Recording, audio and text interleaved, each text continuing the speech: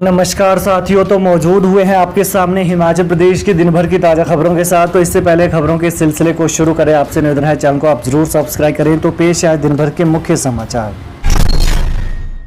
ब्यास में आई बाढ़ में बहे NHAI के 3 अरब, टीम ने लिया क्षतिग्रस्त सड़क का जायजा। ब्यास नदी में बाढ़ से 4 लेन को लगभग 3 अरब का नुकसान हुआ है। कीरतपुर से मनाली तक का निरीक्षण करने के बाद national highway authority of India NHAI की टीम ने प्रारंभिक तौर पर यह आकलन किया है। अधिकारियों का कहना है कि मंडी से मनाली तक सबसे अधिक नुकसान हुआ है। बता दें कि टीम ने आज बाढ़ से क्षतिग्रस्त हुए सड़क का जायजा लिया। मनाली से पतली कूहल तक टीम पहुंची और फील्ड में तैनात अधिकारियों को जल्द से जल्द सड़क बहाल करने के आदेश दिए। टीम में NHAI के क्षेत्रीय अधिकारी अब्दुल बासित, प्रोजेक्ट डायरेक्टर वरुण चारी, कुल्लू के क्षेत्रीय इंजीनियर अशोक चौहान, SDM मनाली रमन कुमार शर्मा, सेवानिवृत्त अधिकारी विनोद आनंद मौजूद रहे। कुल्लू में 29 देशों के 687 विदेशी पर्यटक सुरक्षित डैम से अचानक पानी छोड़ने की होगी जांच। DGP संजय कुंडू ने कहा कि पंडोह डैम से अचानक पानी छोड़ना और इससे इतना अधिक नुकसान होना जांच का विषय है। फिलहाल आपदा का समय है और इस मामले की बाद में जांच की जाएगी। वहीं कुंडू ने हाल ही में प्रदेश भर में आई आपदा से निपटने में SDRF और हिमाचल पुलिस की भूमिका की सराहना की। कुंडू ने कहा कि हिमाचल पुलिस राष्ट्रपति पदक से अलंकृत होने वाली देश की 7वीं राज्य की पुलिस है, जो सतर्कता एवं प्रोफेशनल तरीके से हर चुनौती का सामना करती है। दानी लोग debit, credit card, net banking, QR code, UPI से कर सकेंगे दान।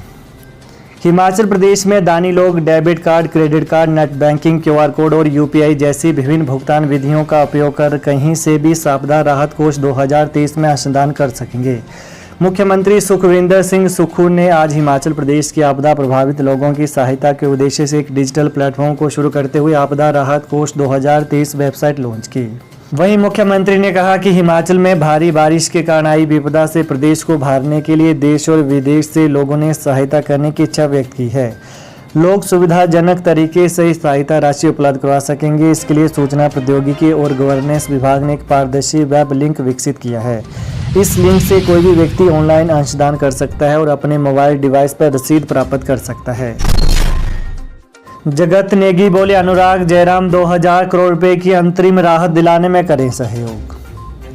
राजस्व मंत्री जगत सिंह नेगी ने कहा कि हिमाचल प्रदेश में हाल ही में भारी बारिश से आई आपदा के लिए केंद्र सरकार की ओर से अभी तक किसी भी प्रकार की मदद प्राप्त नहीं हुई है। राज्य सरकार ने 2000 करोड़ की अंतरिम राहत राशि जारी करने के लिए केंद्र सरकार को एक पत्र लिखा है।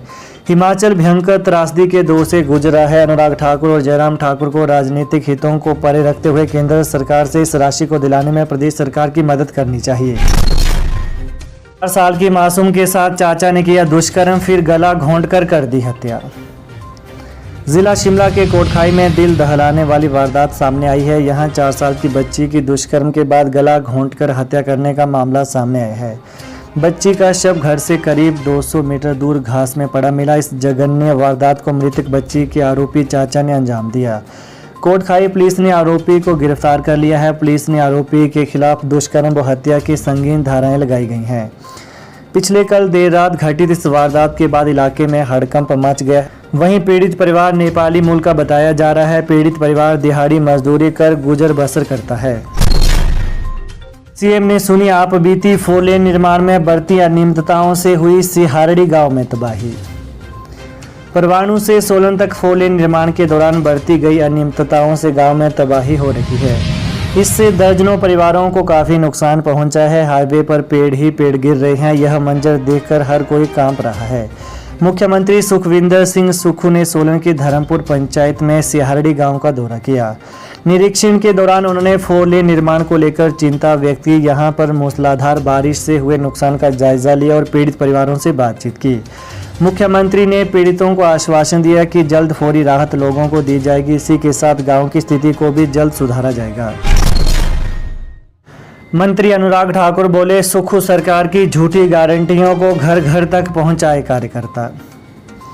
केंद्रीय सूचना एवं प्रसारण और खेल मंत्री अनुराग ठाकुर ने घुमारवी और झंडूता में भाजपा कार्यकर्ताओं के साथ टिफिन बैठक की।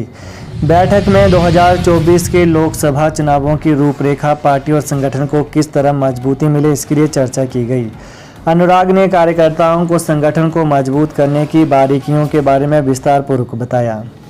वहीं उन्होंने कार्यकर्ताओं को केंद्र की मोदी सरकार द्वारा चलाई गई जनहितैषी नीतियों को घर घर तक पहुंचाने का आग्रह किया। उन्होंने कहा कि कार्यकर्ता प्रदेश में सुखू सरकार की झूठी गारंटियों को भी लोगों के घर घर तक पहुंचाए ताकि लोगों को उनके झूठ का पता चल सके। हिमाचल के शीतकालीन स्कूलों में कल अवकाश, शिक्षा विभाग ने जारी किए आदेश। हिमाचल के शीतकालीन स्कूलों में सोमवार यानी कल 17 जुलाई को अवकाश घोषित किया गया है। उच्च शिक्षा निदेशालय की ओर से इस संबंध में आदेश जारी कर दिए गए हैं। प्रदेश में जारी बारिश के चलते शिक्षा विभाग ने यह फैसला लिया है। इससे पहले शीतकालीन स्कूल 10 से 15 जुलाई तक बंद किए गए थे। वहीं निदेशक उच्च शिक्षा विभाग डॉक्टर अमरजीत शर्मा की ओर से जारी अधिसूचना में कहा गया है कि सीबीएसई व आईसीएसई स्कूल प्रबंधन मौसम की परिस्थिति व परीक्षाओं को ध्यान में रखते हुए अपने स्तर पर स्कूलों में छुट्टियां देने का निर्णय लें। डॉक्टर अमरजीत शर्मा ने कहा कि शिक्षण संस्थानों में बच्चों व कर्मचारियों की सुरक्षा का विशेष ध्यान संस्थान अपने स्तर पर रखें। रोहड़ू में फटा बादल, कार बही, सराज में घर पर मलबा गिरने से युवक की मौत, ब्यास में एक और शव मिला। ऑरेंज अलर्ट के बीच आज भी प्रदेश के कई इलाकों में बारिश से नुकसान हुआ है। रोहड़ू के भलाड़ा पंचायत के तहत मलखून नाले में गत रात करीब 3 बजे बादल फट गया। इससे कई घरों को नुकसान पहुंचा है। वहीं सड़क किनारे खड़ी एक कार भी पानी के तेज बहाव में बह गई। मंडी में सराज के गांव मिहाज संदोचा में सुबह 5 बजे घर पर पहाड़ी से गिरे मलबे में दबने से बाल कृष्ण 16 वर्षीय पुत्र डोलाराम की मौत हो गई। उधर मंडी के धर्मपुर क्षेत्र में कांडापतन के पास ब्यास नदी में एक शव मिला। मृतक कुल्लू जिले का रहने वाला था। उसकी बाजू पर राजकुमार नाम का टैटू था। कुल्लू के साडाबाई थाना में राजकुमार के गुम होने की रिपोर्ट दर्ज है। रोहड़ू में बादल फटने के बाद शिकड़ी खड्ड का जलस्तर बढ़ने से रोहड़ू बाजार के साथ समाला में खड्ड किनारे बनी झुग्गियों में पानी और मलबा घुसने से करीब 2 दर्जन परिवार प्रभावित हुए हैं। 1844 आउटसोर्स कर्मियों को राहत, 30 सितंबर तक बढ़ाई सेवा अवधि। कोविड काल के दौरान प्रदेश के स्वास्थ्य संस्थानों में आउटसोर्स पर भर्ती किए गए 1844 कर्मचारियों की सेवाएं 30 सितंबर तक बढ़ा दी गई हैं। कोविड-19 महामारी के समय विभिन्न मेडिकल कॉलेजों और स्वास्थ्य संस्थानों में आउटसोर्स पर staff nurse, data entry operator और चतुर्थ श्रेणी कर्मचारियों सहित अन्य श्रेणियों के 1844 कर्मचारी भर्ती किए गए थे, जिनकी सेवा अवधि जून को समाप्त हो गई है। वहीं सरकार ने इस अवधि को 1 जुलाई से 30 सितंबर तक बढ़ाने का निर्णय लिया है। इससे प्रदेश सरकार को लगभग 15 करोड़ रुपए अतिरिक्त वहन करने होंगे। मुख्यमंत्री सुखविंदर सिंह सुक्खू ने इसकी घोषणा की है। उल्लेखनीय है कि कोरोना महामारी के दौरान इन कर्मचारियों की तैनाती की गई। प्रदेश भर के अस्पतालों और फील्ड में इनकी तैनाती की गई। इनमें staff nurse, data entry operator, चतुर्थ श्रेणी कर्मचारियों के अलावा अन्य श्रेणी के कर्मी शामिल हैं। तो ये है आज दिन भर के मुख्य समाचार। तो प्रदेश की ताज़ा खबरों को पाने के लिए चैनल को आप जरूर सब्सक्राइब करें। धन्यवाद। जय हिंद, जय हिमाचल।